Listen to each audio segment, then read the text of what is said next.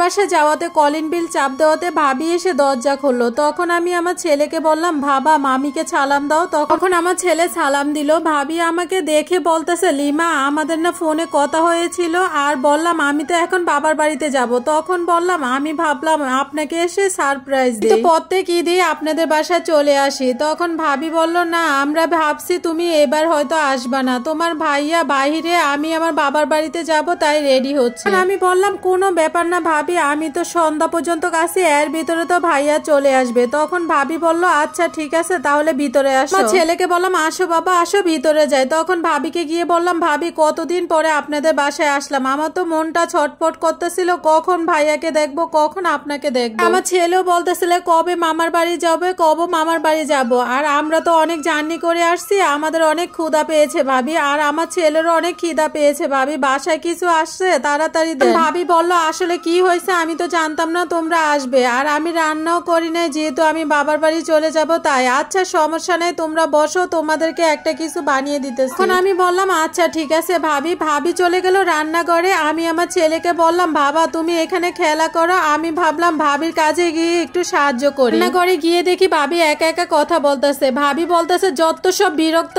এখানেই আসতে হয়, চালানোর সময় পাইলো না, রেডি হয়েছে বাবার বাড়িতে যাব, তা বিরক্ত করার জন্য চলে আসছে। এই কথা বলতে বলতে ভাবি তার মাকে কল দিল। তার মাকে কল দিয়ে বলল, মা এখন আমি বের হতে পারি না, হতে পারবো কিনা তা আমি জানি না, আমার ননদ আসছে। তখন ভাবির মা ফোনের ওই পাশ থেকে বলতেছে, কি করতে আসছে তোর ননদ, এত ঘন ঘন কেন তোর বাড়িতে আসে? তখন আমার ভাবি বলতেছে কি করতে আসবে আর মাথাটা চাবিয়ে খাইতে। তখন ভাবি বলতেছে, শোনো মা প্রতিদিন না ও চলে আসে আমাদেরকে জ্বালানোর জন্য, আর আমি কি করব বলো, তোমার জামাই লাই দিয়ে দিয়ে মাথায় তুলে ফেলছে, তো কিছু বলতেই পারি নাই। আর জানো মা যখনই আসে তখন আমাদের অনেক টাকা খরচ করে, আমার তো ওকে দেখতেই মন চায় না। তখন ভাবির মা ফোনের ওই পাশ থেকে আরো বলতে লাগলো, লজ্জ পতাকার যখন খুশি তখন তোদের বাসায় চলে আসে, তোদের বাড়িতে কি ঈদ হয় নাকি? ওদের বাড়িতে ঈদ হয় না, ওর বাড়িতে ঈদ করতে পারে না, নির্লজ্জ বেহের মতো চলে আসে। ভাবি বলতে লাগলো, আর বলো না মা, ভাবা মা তো কবে মারা গেছে, কিন্তু ভাবার বাড়ির মায়া ছাড়তে পারে না, মাথার উপরে উঠে উঠে নাচতেছে।